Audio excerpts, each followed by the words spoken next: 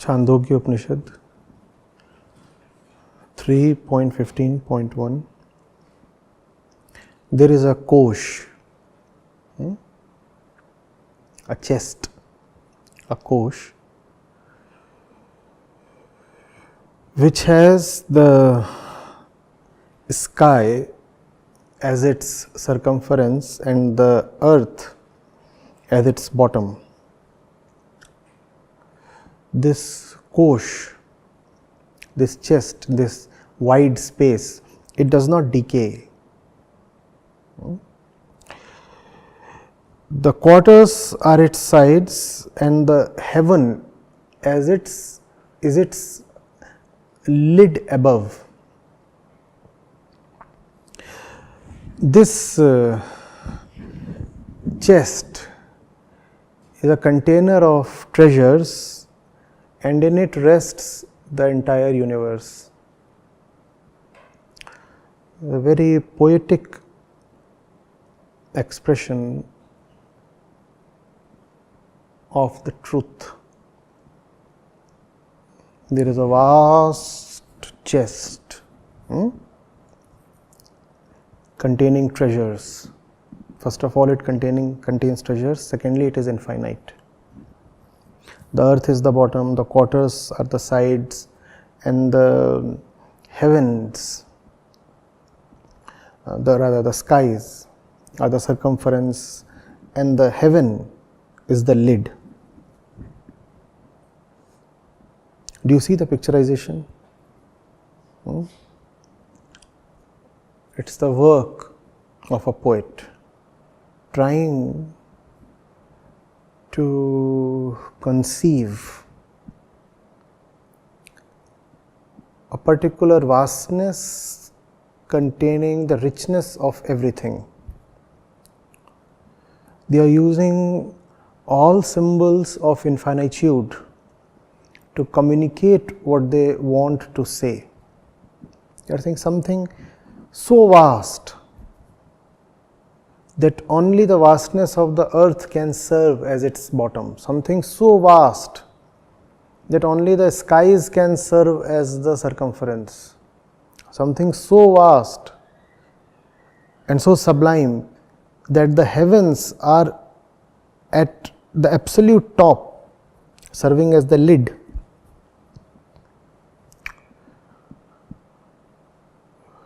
They are referring to the infinitude of the truth. And they are using material symbols, because all symbols have to be material. It's just that what they symbolize is beyond the material. What they point at is not material.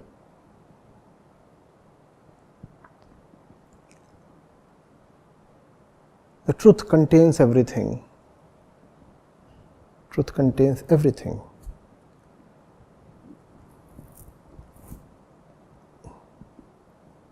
The highest that you can think of, the lowest you can think of, all the beauties, all the ugliness, it's within it. The mind of the sage is continuously sensing a reality beyond appearances, a reality beyond limits.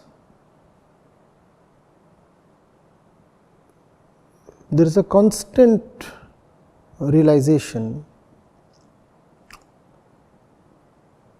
that all the diversities share commonalities, and there is something beyond the diversities that contains all the diversities.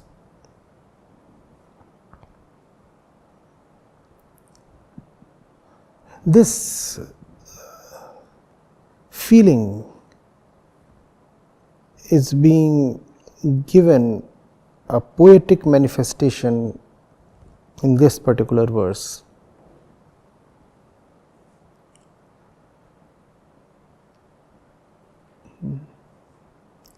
What matters here is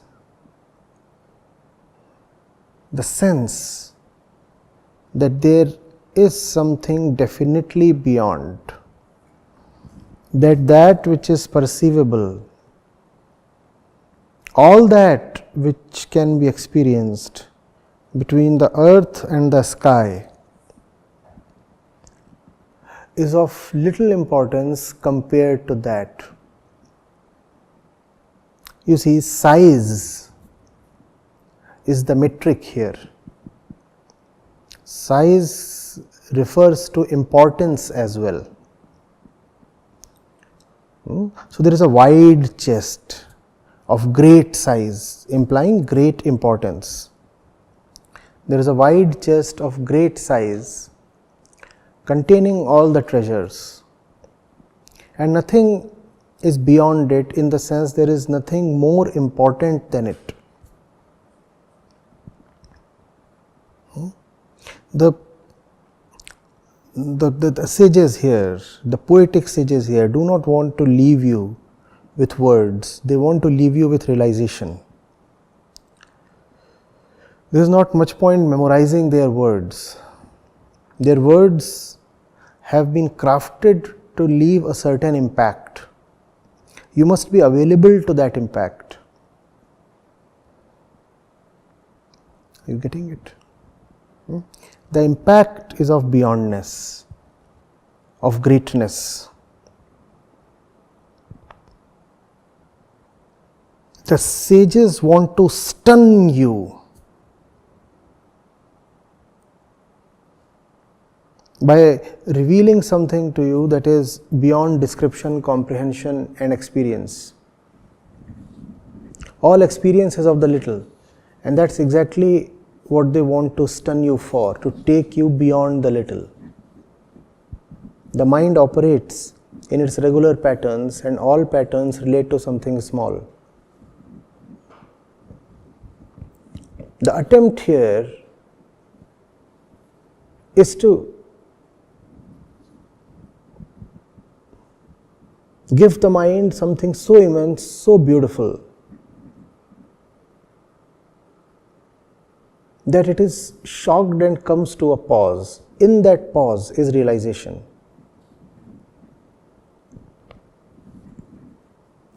Otherwise, the inner machine continues in its usual ways, thinking that it is all that there is to life.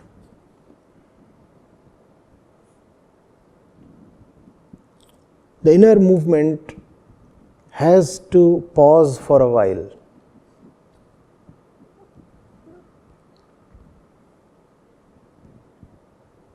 And if the inner movement has to pause, then something extraordinary must come to the mind.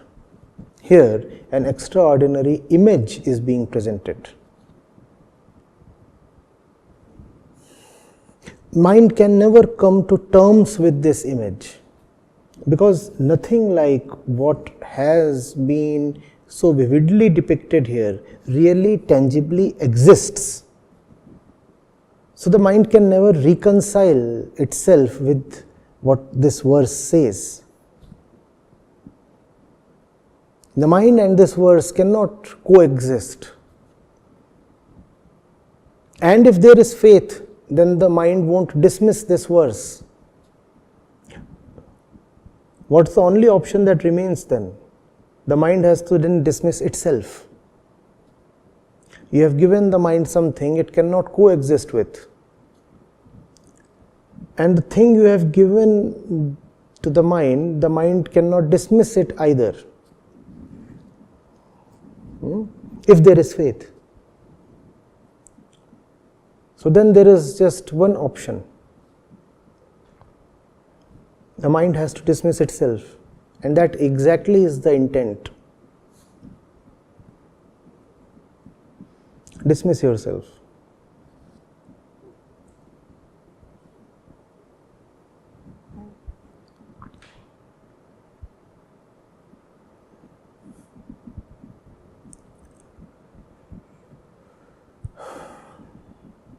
Are you getting it?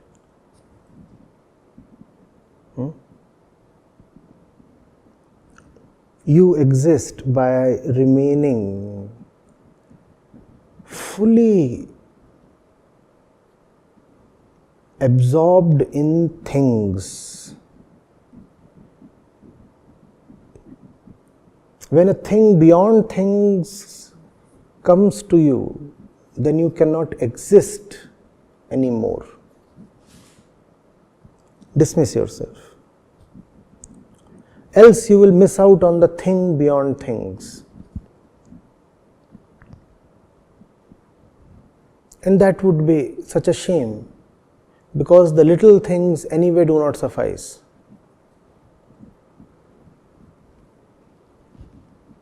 For their sake, why miss out on the immense?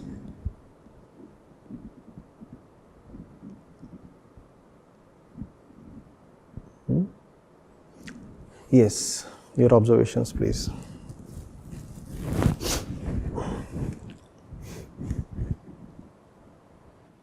Acharya Prashant, you mentioned that the mind must dismiss itself.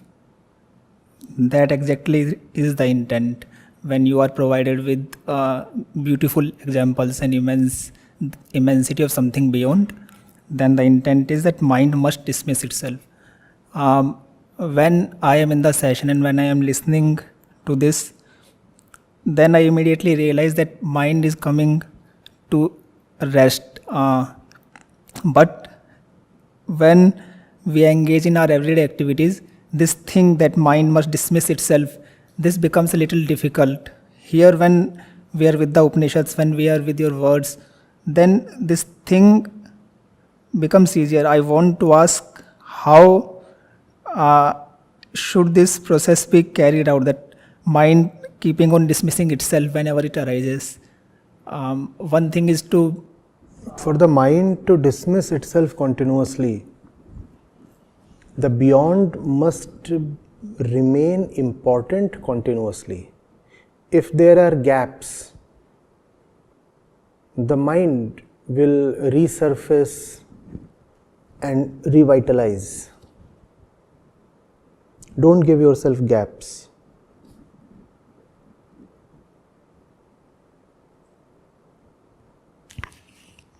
I have a question, Acharya.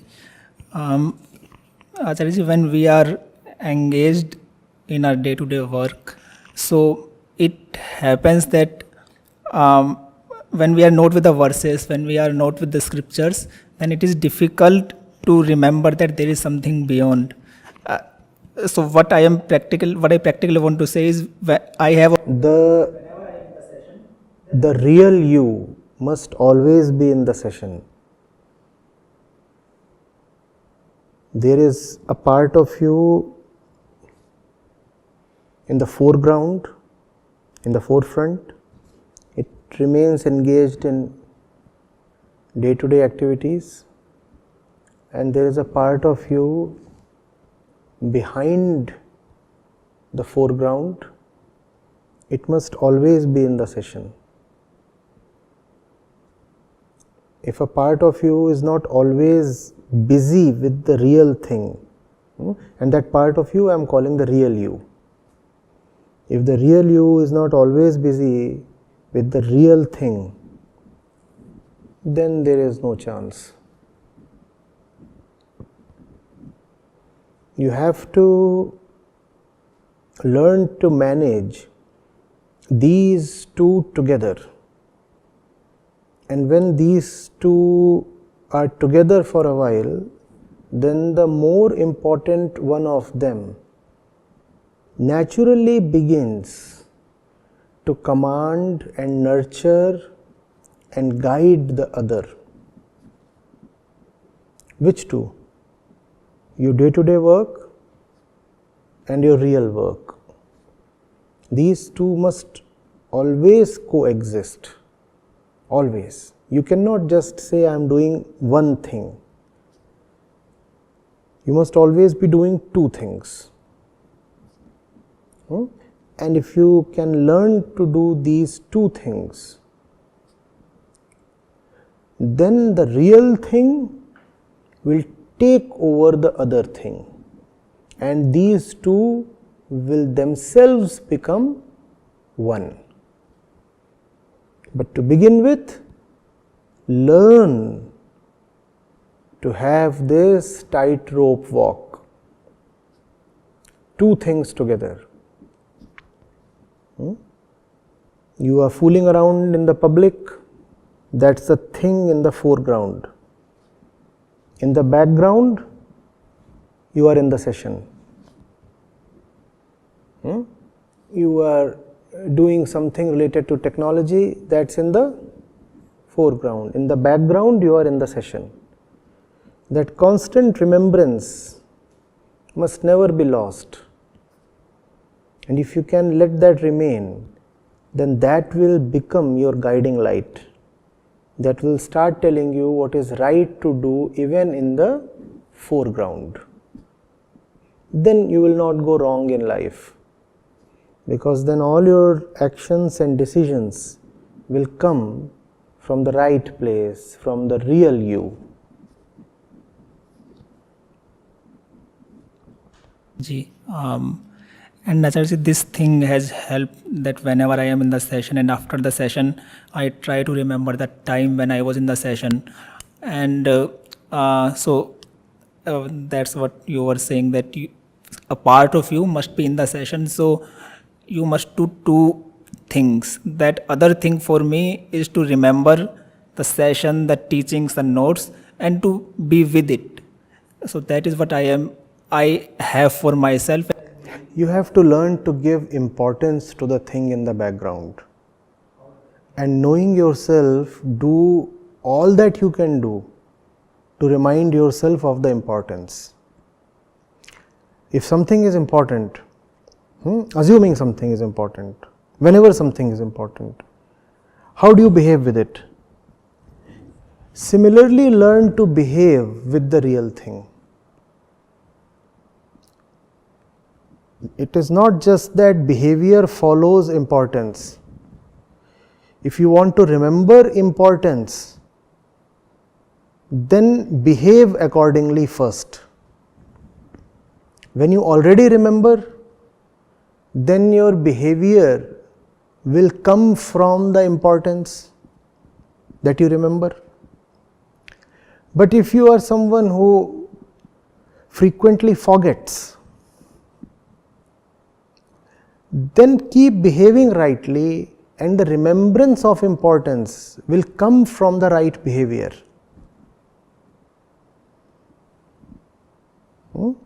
Develop that into a habit. Behave with the right thing according to its importance. It will become a habit. And every instance of the right behavior will remind you of the importance. Every instance of misplaced behavior tells you of lowered importance. And if the importance is low, why is it worthy of remembering? To remember it, you have to display the right behavior towards it. Right? When something is important, you behave in a certain way towards it. And if you can learn and make it a habit to behave in a certain way, then that helps in remembering its importance. By no way am I suggesting that behavior alone is enough. I am just saying that just as everything can be used as a tool towards the right purpose, your habits and your behavioral patterns too must be used as tools.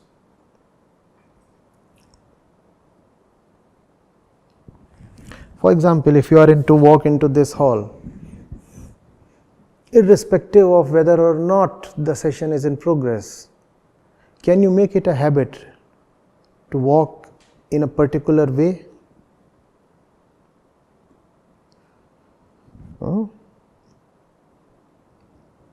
That helps you constantly remember the importance of something. That's the reason rituals exist. That is the right and fundamental reason. It's just that over centuries, people forget the reason and rituals become hollow and corrupted.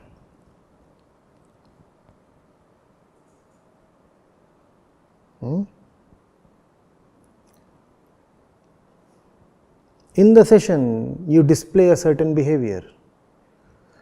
So the session has become linked with the behavior. Can you display the same behavior even when the session is not on? And if you can display the same behavior, then the session is on for you. So behavior then becomes the key.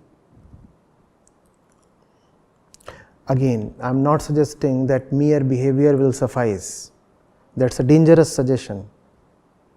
I am saying right behavior can assist.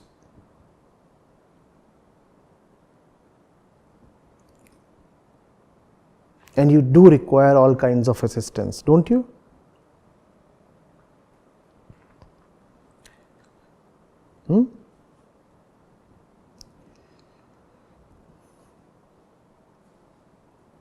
The attitude that you will have towards this hall when the session is not in progress will determine the depth of your learning in this hall when the session is in progress. So just as you are mindful when the session is on, probably you need to be doubly mindful when the session is not on. Live as if you are always in attendance and behave accordingly. Now you know why they told people that God is always watching you.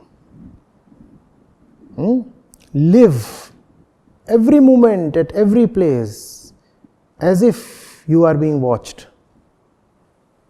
As if you are being watched.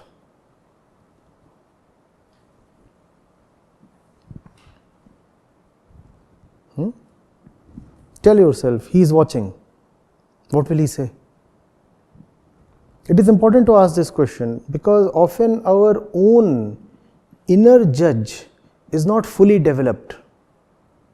If your inner judge is well developed, then you do not need to ask what will he say. Your own judge is sufficient, but your own judge is still immature and vulnerable to corruption. You bribe your own inner judge, don't you? You feed him a burger and he can be fogged off. So don't then rely just on yourself. Believe that God is always watching you. Now obviously, Vedanta does not support the notion of God. I am not talking of God so much, I am talking of watchfulness really. Behave in watchfulness.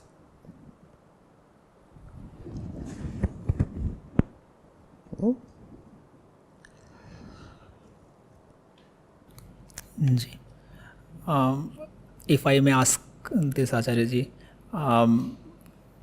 so for me this is the case that in my mind there are two images of Acharya ji, one who is in the session, and second is, since I live in the Bostal, so I come in contact with you again and again. So when I am in the session, it is easy for me to behave in a certain way, but when I am out of the session, I try to remember that again and again, that that image of Acharya ji from the session, and try to behave well. But something, when I slip, then what I have introspected is I forget the image of the Guru. This second image will kill you. The second image is a most unfortunate thing. In fact, to a great extent, it is the responsibility of the teacher to not to even let the second image develop. Teachers have traditionally done that by maintaining a certain distance from the students.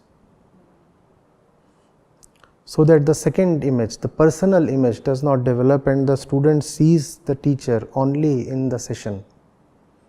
Because the second image will kill you. It will not allow you to learn anything from the first. If that means that a distance is necessary, maintain that distance.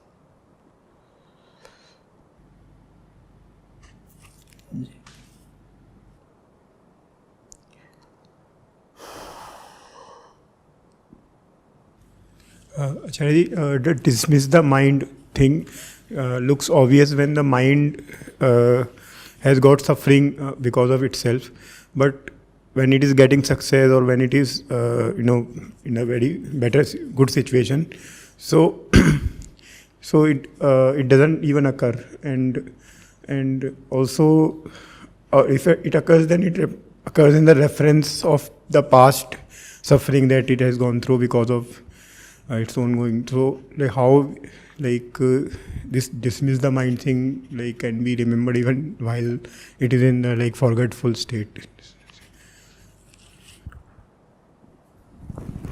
Obviously it is not easy, we all agree. You need an environment that reminds you continuously, and you need an inner watchfulness that tells you constantly of the risk if you forget. If you can see what even an hour of forgetfulness can do to you, that will keep you on your toes.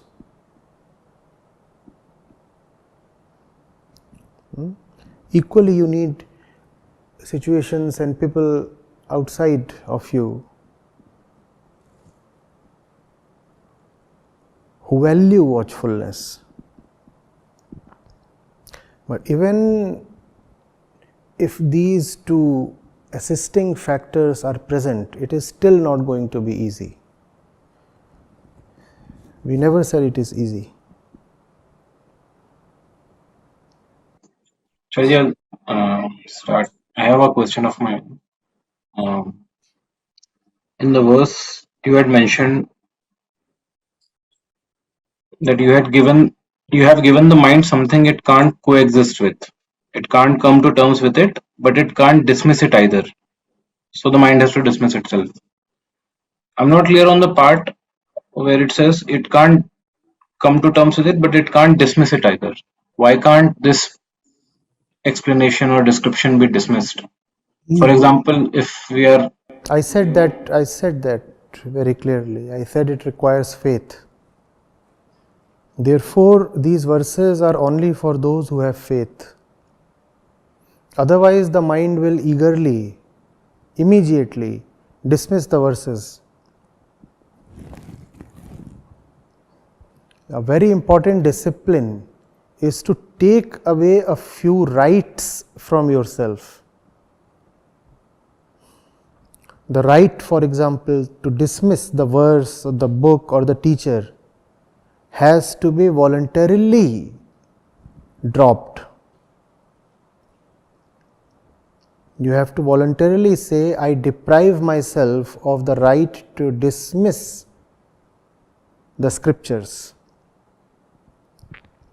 Come what may, this is something I just cannot do. Even at the cost of my life, I will continue to respect the verses. And this has to be unconditional.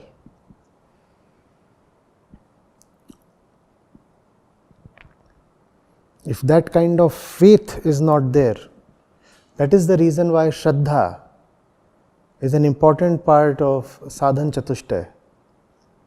Unless you have Shraddha, the scriptures are not for you, the mind will remain very keen to quickly and summarily dismiss the verses.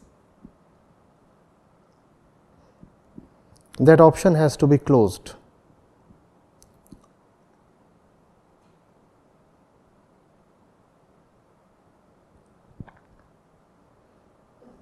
what can be an external force that ensures that we don't dismiss it? Because what the faith, You don't need an external force so much, you need a lot of exposure to the verses. You have to repeatedly see that whether you understand or not, the verses point to the truth. That way you will be internally convinced that you cannot dismiss them. We are not talking of blind belief here. We are saying you should have been with the verses for so long, inquired with them and into them with such rigor that it becomes impossible for you to say at any point, well, the verses don't contain the truth. Your inner honesty and integrity should make it impossible for you to reject the verses, because you have known for yourself on your own that the verses do point to the truth. And because you have known, so you just cannot dismiss them.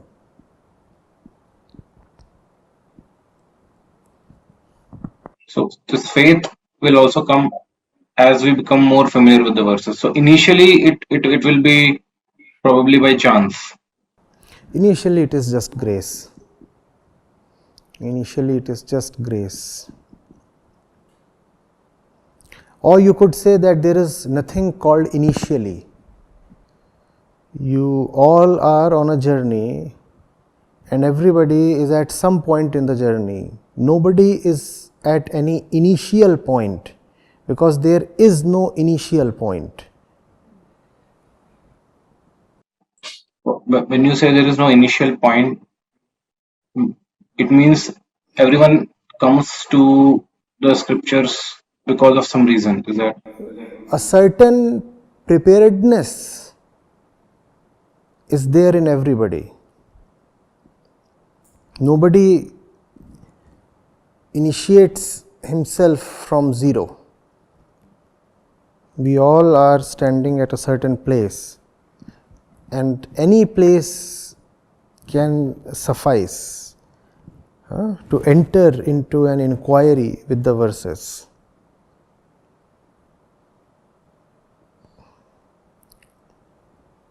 It depends on your choice. How soon do you want to begin it?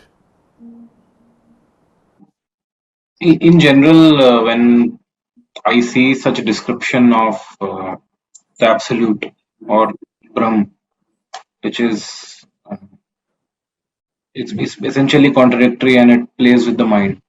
So I try to think what is so special about this particular description, because Had there been anything special about this description, the description would have stopped at this one. You see, hundreds of description come after the other, because no description suffices. The sages are just hoping that one or more of these descriptions, their attempts, will hit the jackpot. The Chandogya Upanishad in particular is full of such poetic imageries. is it just that it is a challenge to the mind? The idea is, That's what the idea is, to challenge the mind. but how? But then there are a lot of worldly things also which challenge the mind. No, the worldly things that challenge the mind all have solutions within the worldly domain. A good maths question can challenge the mind, but its answer is very much within the mind. The mind doesn't have to violate its boundaries to solve a problem in mathematics. See, there is knowledge, there is ignorance. What you call as a problem in science or worldly affairs is the problem of worldly ignorance. So there is the field where you say you know worldly things. There is the field of worldly things you do not know of. But these two fields are much the same. They are both available to the mind. It's a matter of time. Something is already within your knowledge, something will sooner than later come within your knowledge. Also, irrespective of whether it will come within your knowledge, it will not change your center. You will remain who you are, fundamentally. So, acquiring more worldly knowledge to solve a problem in maths does not fundamentally change you. The mind remains rooted in itself. Then there is a third possibility of the unknowable. You could say the first thing where you have knowledge is the domain of the known. The second domain where there is ignorance, worldly ignorance, is the domain of the unknown. This verse is pointing at something beyond both of these. It is pointing at the unknowable. Unknowable to whom? To the mind. Now this is where the mind starts shivering, because it has been declared that there is something that not only you do not know of, you cannot even potentially know of it. Remaining who you are, the unknowable is totally beyond you. Now the mind is troubled, and that is the intention, to trouble the mind, to jerk it away from its unfortunate place. Pranam Acharya ji. Can you hear me? Yes, Rajdeep.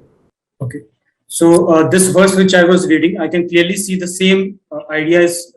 Here it says everything lies in that immensity. So I could see that same notion even in Ishavasya Upanishad, where it says Yastu Sarvani Bhutani Sarva Bhuteshu Chatmanam, and in Ashtavakra Gita also it says Sarva Bhuteshu Chatmanam Sarva Bhutani Chatmani. Even not only the notion, even the words are also same across multiple scriptures. So I wanted to know, is this immensity that you are talking about, or the verse is talking about, is that Sakshi? They are all just the same, whether you call it Atma, Brahma, Satya, Sakshi, Turiya, they are all just one. And this chest which Chandogya Upanishad was talking about, is this the same thing which... It refers to the immeasurable. See, the Upanishads do not have two subjects to deal with. There is just one theme. The Pratipadya Vishaya is one. So there is no need to wonder whether a particular verse is referring to the same thing as the other one. There is just one truth, and therefore all verses point towards the one. However, you cannot take that as an assumption. That has to be discovered by going into the verse.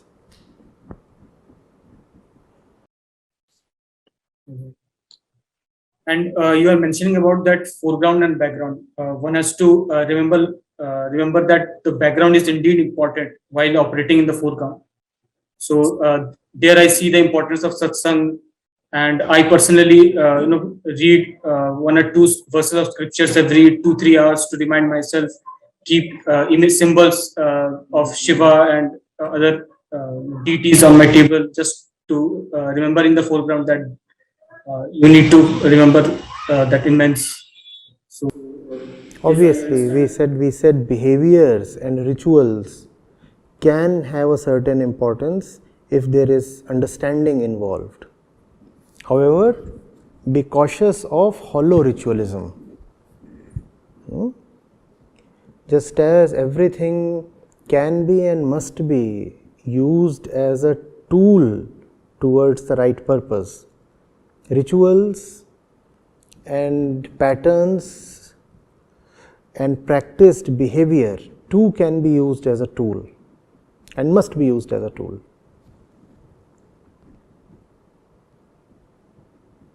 thank you.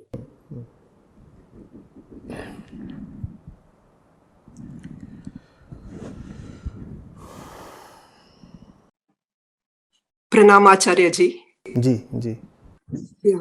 In the verse you mentioned, the beyondness must be given the highest importance, and in the forefront, the actions that we are doing. But in the forefront, there's a third one also, like the me and the actions. So it's beyondness, the me, and the actions together.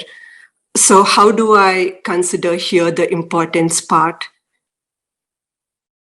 No, please repeat. I didn't get it. There is you, the importance, the beyondness. Repeat. There is the beyondness that should be given highest importance, and the action that we'll be doing in the forefront. But in the actions part, there is the me and the actions, like this, the subjective me and the actions together. So when I'm actually acting, so giving importance to the beyond, so should I ignore the me part in it and just do my actions? No. Your actions, a lot of them come from your usual compulsions, right? That is what is typically happening in the foreground. The process is, let the background become a constant thing, an unconditional thing.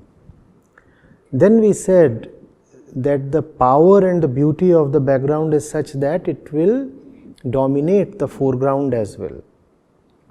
The background is the real you, the foreground is the totality of your worldly actions, including your social obligations, your familial obligations, and all the other things that you do. So all that keeps going on, and you want to at least keep the real thing in the background.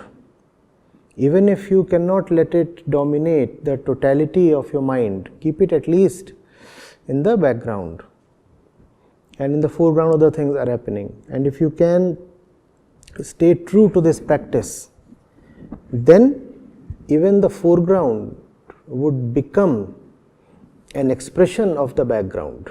Then everything that you do in the world would have the guidance and the light of the background. One more question here, Acharya ji. In this action here, while doing our actions, like my mind, my thoughts, and the actions outside happening, like two things are happening here, like not one in the foreground. So should I just surrender my opinions to the beyond and then do the actions? No, if you could surrender yourself to the beyond, then the foreground won't have existed separately from the background. No? We are talking of the common worldly position. Surrender, etc. are not easy things to do. Easier said than done. So you cannot just go and surrender. We are talking therefore of something more practical. We are saying if you cannot fully surrender, at least give the truth, the reality, a decent space in the background. Let it operate from there without disturbance, without hindrance, unconditionally let it be present there. And then from there, it will cleanse your foreground as well. Like not to separate like so many divisions in the foreground. So just leave all the foreground as. See, in the foreground there are only divisions. The foreground is nothing but a lot of divisions. Only in the background is there integrity or oneness. But it's the power of the background that can bring cohesion to the foreground as well.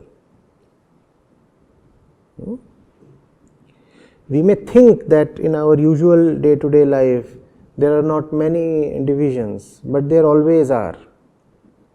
Because we are not deeply self-aware, so we do not perceive those divisions. Right? The background alone can remove those divisions and bring a cohesion. Thank you, Acharya. Wonderful. Pranam Acharya ji. Like in this verse, you had said that this image that is being given as a method is of,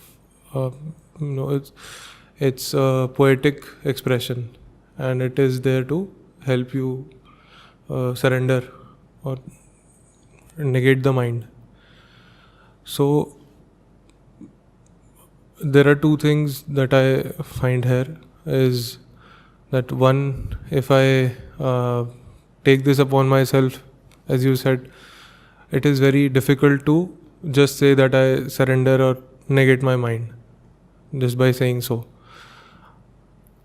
The natural way of my process is to find something subtle in this verse or in this image, in the poetic expression, and use the imagination and then use thought and that way.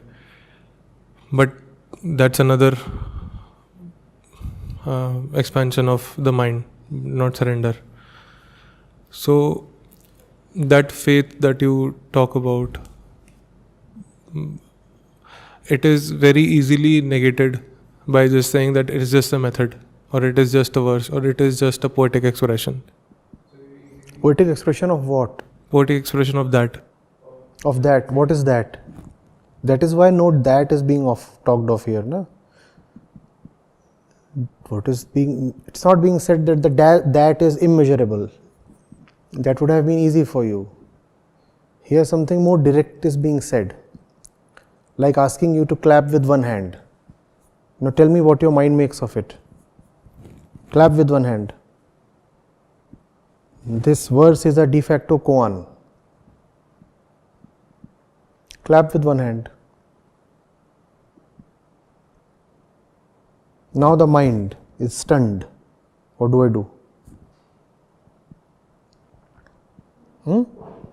Then teachers would ask their disciples, tell me the sound of one hand clapping. How does it sound to you? And they would send them off. You go and you return only after you have heard the sound of one hand clapping. Now, as long as the mind is active with all its dualities, you cannot hear that sound. Now, the mind will constantly say one hand clapping, you require two, and then there is sound. What is this one hand clapping? A point comes when the mind simply yields to it, and then it's not as if you start hearing sounds. The purpose has been served. See, it requires a lot of day-to-day practice. Here something is being said.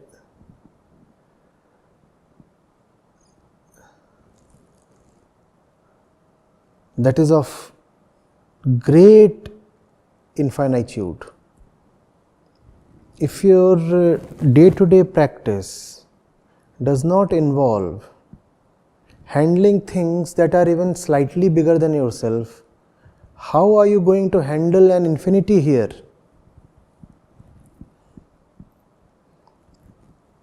From 7 in the morning till 10 in the night,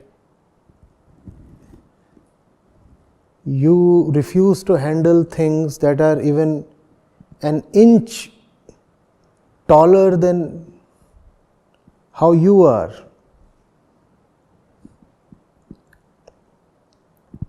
Here, it's the stratosphere.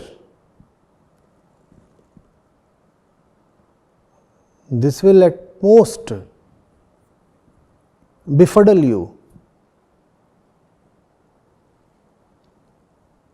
Coming to the verse is not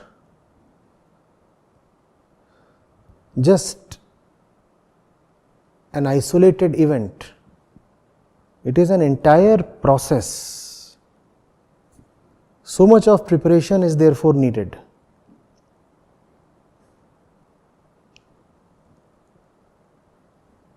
The teachers won't even introduce the verses to the students for the first 2 or 4 years of their education. For the first 4 years, just go to the jungle and gather wood.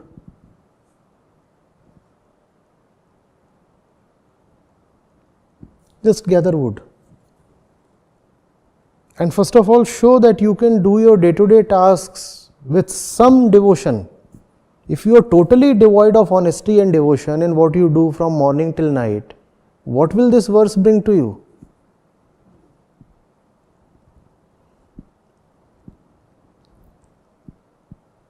Remember, 4 years the fellow is just gathering wood. Have you heard of Tilopa, that famous story?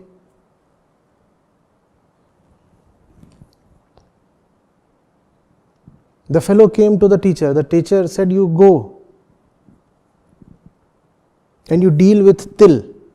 I don't know what you call till in English. It's an oil seed. Huh? Sesame. So the fellow was supposed to go and work on the seeds and maybe extract oil, such things. The Guru said that and forget. The Guru totally forgot what he had told the student. Must have been old, forgetful. For 11 years this fellow and he was a very learned man, extremely learned man, even when he came to the teacher. And what is the task that the teacher has given him? You go and you work on the oil seeds. For the entire group, the Sangh or the ashram, whatever there is. 11 years he kept doing the same thing. Now the Guru was about to die. So he said, I must appoint a successor.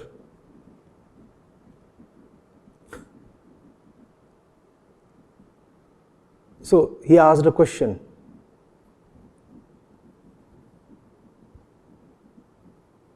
The question was related to the mind. He probably asked, what is the mind?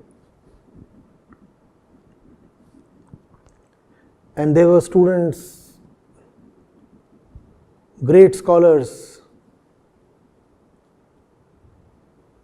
venerated for their erudition, and they all vied with each other in giving the answer. Somebody said the mind is this, the mind is that, the mind. Then when everybody was finished, then Tilopa came. Tilopa became his name because he was all the time dealing with till. Everybody forgot his real name. And 11 years he read no books. He just did what he had been told to do. Just do with all your dedication and excellence what you have been told to do. That was his discipline. And then finally he came and nobody thought he could be of any use.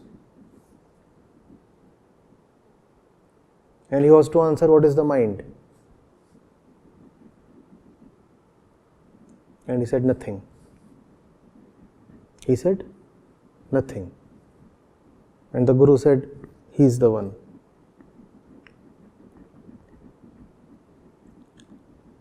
He could say nothing because he had reduced himself to nothing. And that was something he was doing for 24 hours of the day, reducing himself to nothing, doing with excellence only what he was supposed to do. That's when knowledge descends on you. Otherwise, you will keep asking stupid questions.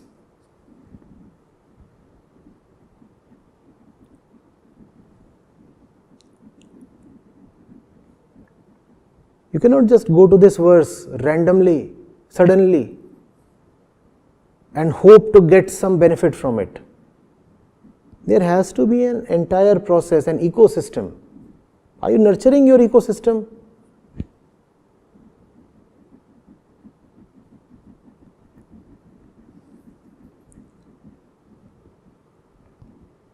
Only when you reduce yourself to nothing do you get the rights to say that the mind is nothing. Otherwise, it is just dishonesty talking of this and that. Is your life testifying of any knowledge? Life is full of minute-to-minute corruption and dishonesty. And then we want to talk of the Upanishads. You have to prepare for this session 10 days in advance. If you know that the session is approaching, start cleansing yourself 10 days in advance.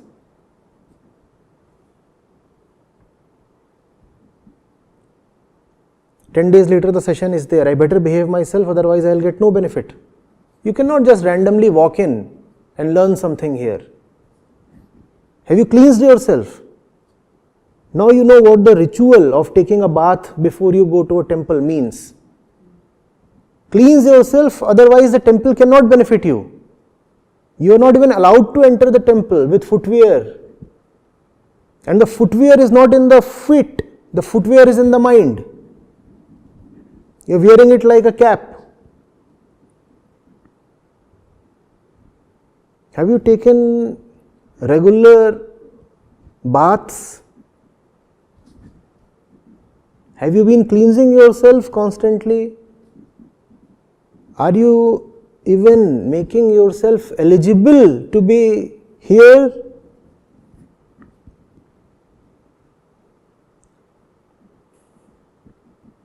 There are so many festivals that are preceded by long days of austerity and fasting. Now you know why. You are not eligible to celebrate that festival if you have not fasted first of all, or if you have not observed the austerities.